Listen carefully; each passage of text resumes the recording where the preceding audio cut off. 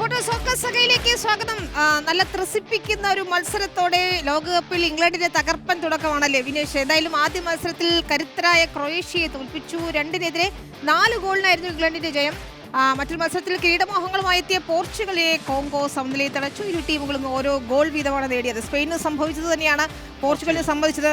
വലിയ രീതിയിൽ negative play ആയിരുന്നു. പക്ഷേ ഇംഗ്ലണ്ടിന്റെ അതൊരു തകർപ്പൻ ജയം എന്ന് പറയണം. പ്രത്യേകിച്ച് ക്രൊയേഷ്യയോട് നല്ല രീതിയിൽ ജയിച്ചു.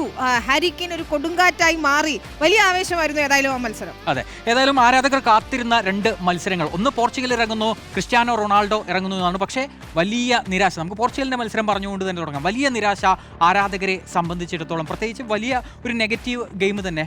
പിന്നിലോട്ട് പാസ് നൽകിയുള്ള കളി, അതായത് 75% ബോൾ പൊസിഷൻ ഉണ്ടായിട്ട് പോലും വലിയ രീതിയിൽ അവർക്ക് അതൊരു ഒരു ലക്ഷ്യത്തിൽ വിജയത്തിലേക്ക് എത്തിക്കാൻ കഴിഞ്ഞു എന്ന് പോലും സംശയിച്ചു.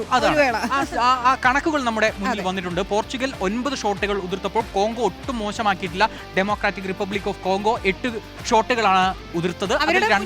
നല്ല രീതിയിൽ മുന്നേറ്റം നമുക്ക് കാണാൻ കഴിയുന്നുണ്ട്. കൗണ്ടർ അറ്റാക്കുകൾ നല്ല രീതിയിൽ, നല്ലൊരു ഫിനിഷർ കൂടി ഉണ്ടായിരുന്നെങ്കിൽ ഒരുപക്ഷെ കോങ്കോയും അട്ടിമറികൾ സൃഷ്ടിച്ചതിലാണ് അവർക്ക് ഫൈനൽ തേർഡിലേക്ക് വരുമ്പോൾ ഒരു ഫിനിഷിംഗ് പ്രശ്നമായി വരുന്നു എന്നുള്ളതാണ്. 3 ഷോട്ടുകൾ മാത്രമാണ് പോർച്ചുഗൽ ലക്ഷ്യത്തിലേക്ക് തൊടുത്തത്, 1 ഗോൾ. മറുവശത്ത് 2 ഷോട്ടുകൾ കോങ്കോയും ലക്ഷ്യത്തിലേക്ക് തൊടുത്തിട്ടുണ്ട്. പൊസിഷൻ നോക്കുക, 75% പോർച്ചുഗലിന്റെ കാലുകളിലാണ്. പക്ഷേ പന്തിങ്ങനെ കാലുകളിലുണ്ടായി 75% ഉണ്ടായിട്ടും 769 പാസുകൾ പരസ്പരം കൈമാറിയിട്ടും അവർക്ക് വിജയത്തിലേക്ക് എത്താൻ കഴിഞ്ഞു. എവിടെയായിരുന്നു അത് എന്നുള്ളതാണ്. കോങ്കോയുടെ പോസ്റ്റിനടുത്തായിരുന്നില്ല, സ്വന്തം പോസ്റ്റിനടുത്തായി പോയി.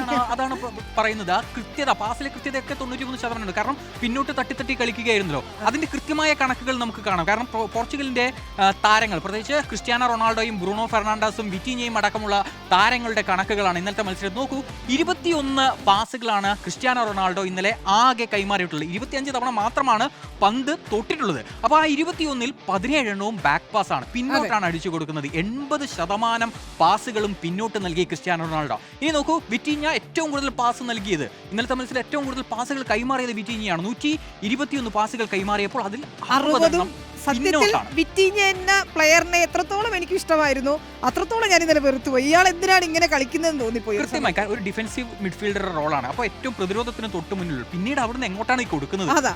അല്ല ഗോളിക്കോ ആർക്കാണ് കൊടുക്കുന്നത് എന്നുള്ളൊരു ചോദ്യമുണ്ട്. അതായത് എന്റെ ചെറിയ മോൻ വരെ പറഞ്ഞു, ഇയാൾക്ക് എന്താ ഗോൾ പോസ്റ്റ് മാറിപ്പോയെന്ന് ചോദിക്കുന്ന അവസ്ഥ വരെ. അത് സ്വാഭാവികമാണ്. പിന്നെ ബ്രൂണോ ഫെർണാണ്ടസ് ഒരു അറ്റാക്കിംഗ് മിഡ്ഫീൽഡർ ആണ്. അതായത് മുന്നോട്ട് പന്തുകൾ, റൊണാൾഡോയ്ക്ക് അടക്കം പന്തുകൾ നൽകേണ്ട ഒരു മനുഷ്യനാണ് ബ്രൂണോ ഫെർണാണ്ടസ്. പക്ഷേ 68 പാസുകൾ നൽകി, അതിൽ 39 എണ്ണം പിന്നോട്ടാണ്. 57.4% പിന്നോട്ട് നൽകിയ പാസുകൾ. ഈ കണക്കുകളിൽ നമുക്ക് വ്യക്തമാണല്ലോ എന്താണ് ഇന്നലെ പോർച്ചുഗലിന് സംഭവിച്ചത് എന്നുള്ളത്. ഈ കണക്കുകളിൽ നിന്ന് തന്നെ വ്യക്തമാണ്. ക്രിസ്ത്യാനോ റൊണാൾഡോ വളരെ നിരാശപ്പെടുത്തുന്ന ഒരു പ്രകടനം ഇന്നലെ ഉണ്ടായി. പലപ്പോഴും ഈ ബോക്സിനുള്ളിൽ ക്രിസ്ത്യാനോ നിൽക്കുന്നു, പന്ത് അദ്ദേഹത്തിലേക്ക് എത്തുന്നില്ല, സഹതാരങ്ങൾ അദ്ദേഹത്തെ മനഃപൂർവ്വം ഒഴിവാക്കുന്നതാണ് ആരാധകർ ഉയർത്തുന്നത്. അവിടെയാണ് അർജന്റീന മാച്ചിൽ മെസ്സിക്ക് എത്രത്തോളം അസിസ്റ്റുകൾ കിട്ടി എന്നത് കൂടി ചിന്തിക്കണം.